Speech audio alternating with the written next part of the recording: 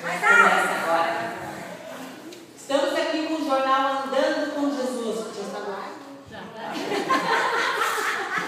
Vamos ver se eu entendo minha própria letra. Jornal Andando com Jesus. Campo Horizonte.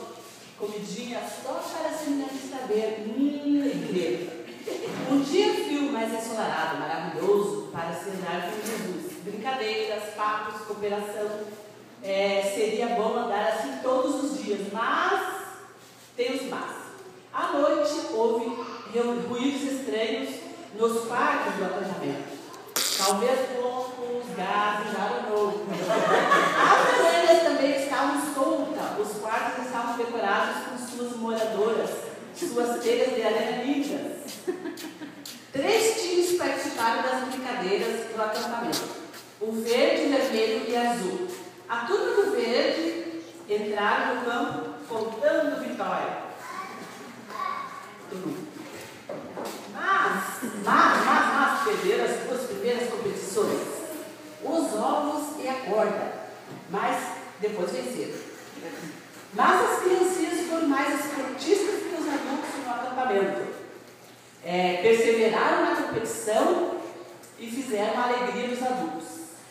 Só teve um caso à parte.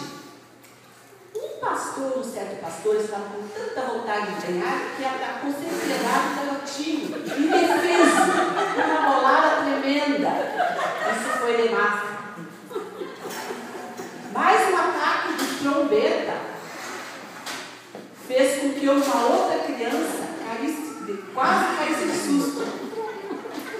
Não vou dizer o nome aqui, mas as criancinhas se assustaram com a trombeta. À noite, os adolescentes e adultos arrasaram com seus trajes bregas. Felipe se destacou, Mateus e Samuel também arrasaram.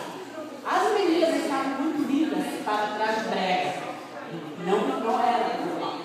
Marcelo, como sempre, quando está bem disposto, arrasou no brega morno. O frio predominou no campo. O vermelho, o verde e o azul foram vencedores só de participarem. Enfim, teve fogueira, marshmallow, crianças, adultos, tudo de bom. Houve as pequenas tribulações, pois são todos humanos.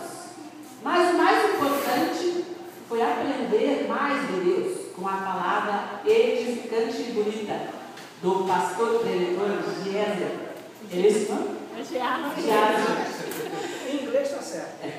E o jornal Andando com Jesus termina aqui, mas continuaremos a andar, tentar andar com Jesus. Um abraço.